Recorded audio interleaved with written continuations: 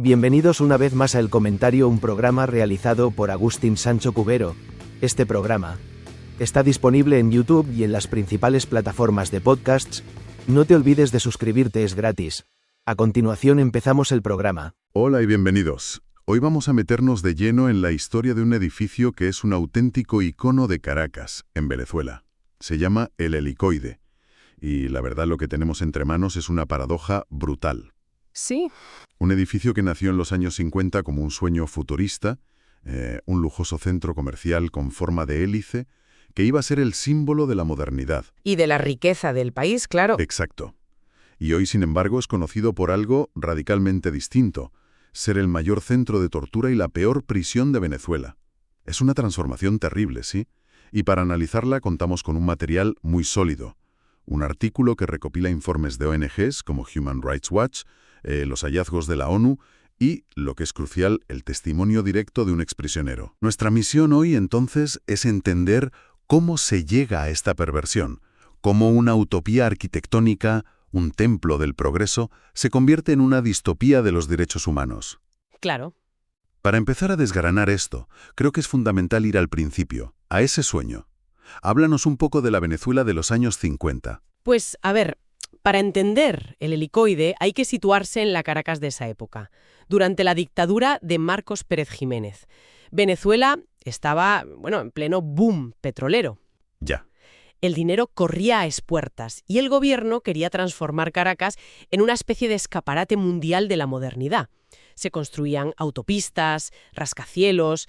Las fuentes lo describen como una época de riqueza y frenesí. Y en medio de esa fiebre constructora aparece el Helicoide. La visión era increíble para la época, ¿verdad? Totalmente. Imagina un centro comercial construido sobre una colina, con una doble rampa helicoidal de 4 kilómetros. ¿4 kilómetros? Sí, que permitía a la gente subir con su coche y aparcar literalmente en la puerta de la tienda que quisiera visitar. Iba a tener 300 tiendas, cines, un hotel de lujo, un helipuerto. Una locura. Era un concepto revolucionario. El poeta Pablo Neruda llegó a decir que era una de las creaciones más exquisitas nacidas de la mente de un arquitecto. Parece la típica historia de un proyecto megalómano de una dictadura, ¿no? Para impresionar, viendo cómo acabó, uno se pregunta, ¿estaba condenado al fracaso desde el principio o fue más bien víctima de la política? Es una pregunta clave. Y la respuesta es una mezcla de ambas cosas. Por un lado, sí, era un proyecto faraónico, con unos costes que se dispararon. Claro. Pero lo que le dio la puntilla fue el cambio político. En 1958 cae la dictadura de Pérez Jiménez, que era el principal impulsor. Los nuevos gobiernos lo ven como un símbolo del régimen anterior, la financiación se corta en seco y la obra, que estaba casi terminada, se paraliza. Aquí es donde la historia da su primer giro inesperado. El sueño se trunca. ¿Y qué pasa con ese monstruo de hormigón a medio construido? Pues que se convierte en un esqueleto. Durante más de 2 décadas, el helicoide quedó abandonado. Un bicho de hormigón, como lo llamaban, deteriorándose en el corazón de la ciudad. Y se convirtió en refugio para familias sin hogar, ¿no? Sí, cientos de familias ocuparon sus espacios. Era la imagen perfecta de un sueño roto, un monumento al fracaso. Un espacio vacío, sin propósito. Es muy susceptible de ser resignificado. Y por lo que veo en las fuentes, su nuevo significado no tardó en llegar. Así es. El primer cambio oficial llega en 1984. El Estado expropia el edificio y empieza a darle uso como sede de varias instituciones. Y aquí viene el dato premonitorio. A ver. Una de las primeras agencias en instalarse allí fue la Dirección de los Servicios de Inteligencia y Prevención, la temida DSIP. Ahí es cuando el helicoide empieza a asociarse por primera vez con la policía política. Vale, o sea que la semilla ya estaba plantada en los 80, pero el punto de inflexión, la transformación definitiva, llega bastante más tarde. Correcto. El salto cualitativo se produce en 2010, bajo el gobierno de Hugo Chávez. Se crea un nuevo organismo de inteligencia, el Servicio Bolivariano de Inteligencia Nacional, el SEBIN. El SEBIN. Y se le adjudica el helicoide como su sede principal. Es en ese momento cuando el edificio, según todas las fuentes, comienza a usarse de forma sistemática, no solo como oficinas, sino como una prisión para la disidencia política.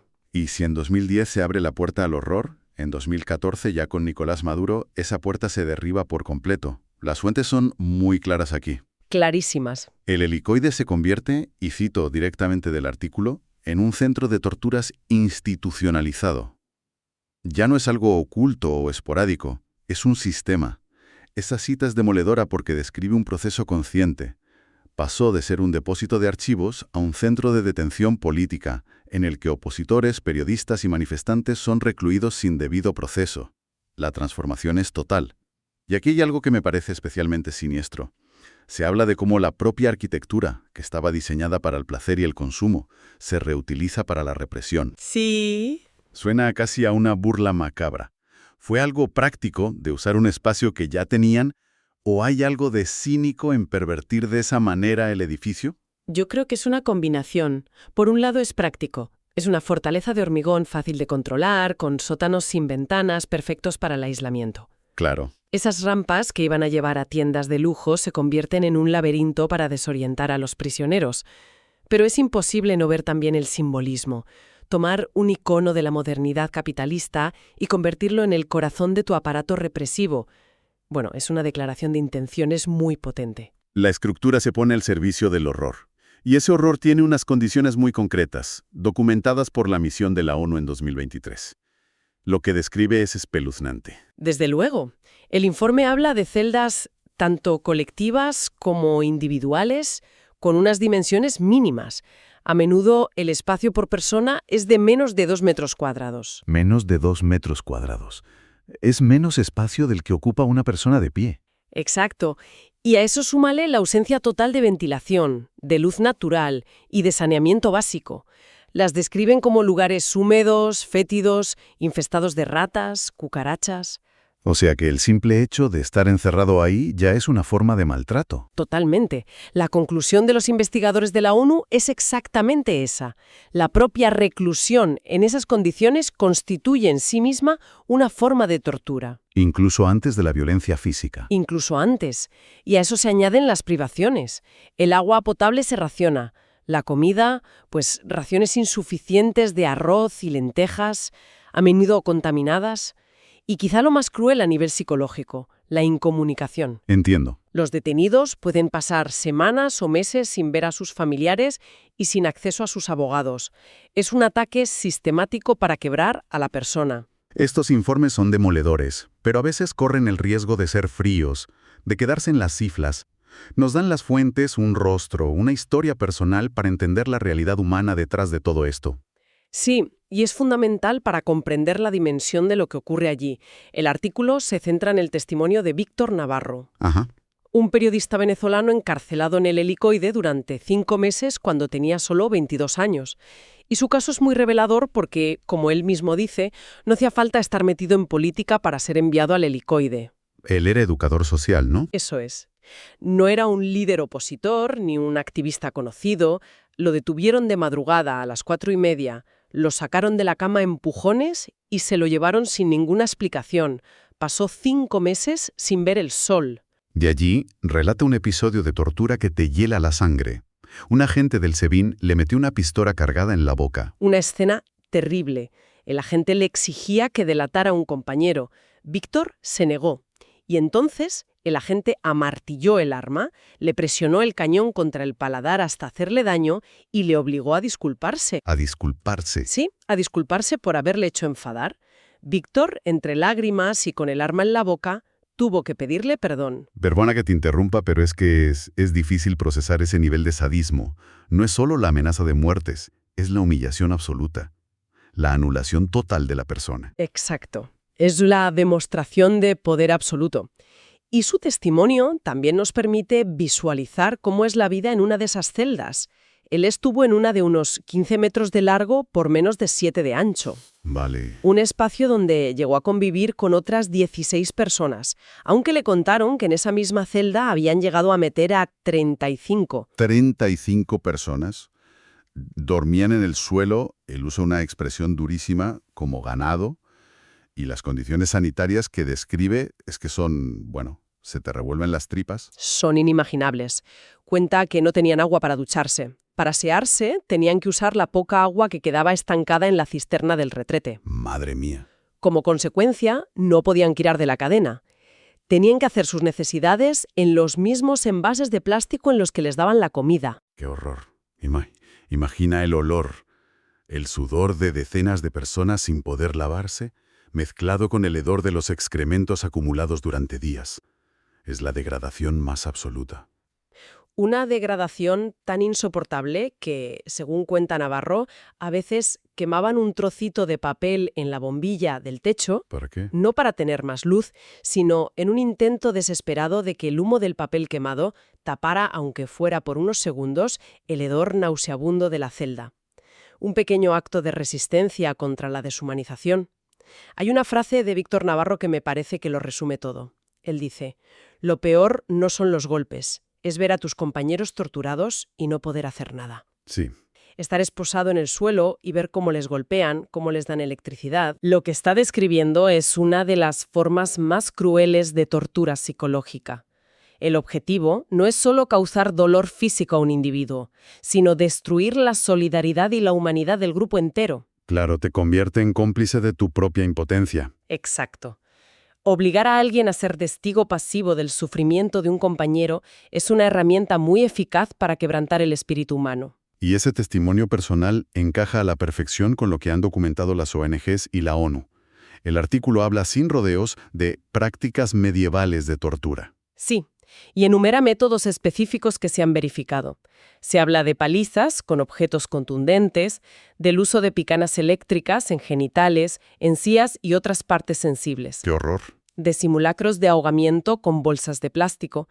Y menciona una técnica especialmente brutal que los propios presos llaman el helicóptero. ¿En qué consiste? Consiste en suspender a la víctima de sus extremidades, que están atadas a la espalda, de una forma que provoca la dislocación de los hombros y a veces de las rodillas. Es un dolor extremo y a menudo causa secuelas físicas permanentes. Ya. O sea, no estamos hablando de malos tratos. Estamos hablando de un sistema diseñado para destrozar cuerpos. El cuadro que pintan los informes y los testimonios es coherente y aterrador. Entonces, lo que tenemos es la historia de una perversión total. Un edificio que encapsula como pocos la historia reciente de un país, de ser un sueño de progreso a convertirse en un infame símbolo de represión. Es la metáfora perfecta de cómo una utopía puede pudrirse hasta convertirse en su contrario. Lo que resulta fascinante desde un punto de vista analítico es cómo un espacio físico puede ser despojado de su significado original y cargado con uno que es su antítesis. Sí. Esa forma helicoidal, pensada para un ascenso placentero hacia el ocio, se convierte en un laberinto descendente hacia el infierno. La estructura sobrevive, pero su alma es reemplazada por una siniestra. Es una reflexión muy potente y me hace pensar, ¿mencionan las fuentes si existe algún movimiento para intentar reclamar este espacio? ¿Alguna propuesta para su futuro si la situación política cambiase? Es una gran pregunta. El artículo no profundiza en ello, pero sí se sabe que es un debate constante en Venezuela. Algunos proponen demolerlo para borrar la mancha. Claro. Otros, en cambio, abogan por conservarlo y transformarlo en un museo de la memoria, precisamente para que nadie olvide lo que ocurrió entre sus muros, para que el edificio cuente su propia historia de horror y sirva como advertencia. Entiendo. Y esto nos lleva a una cuestión más amplia, algo en lo que pensar. Este edificio, con su historia tan extrema, nos obliga a mirar nuestros propios entornos. ¿Qué otros edificios a nuestro alrededor, quizá construidos con intenciones nobles, han sido testigos silenciosos de historias que contradicen completamente su propósito original? ¿Cómo los espacios que habitamos cuentan historias que a menudo preferimos ignorar? Hasta aquí esta edición del programa del comentario, un programa realizado por Agustín Sancho Cubero. Este programa está disponible en YouTube y en las principales plataformas de podcasts. Hasta la próxima edición del programa. Muchas gracias. Dirección y realización Agustín Sancho Cubero.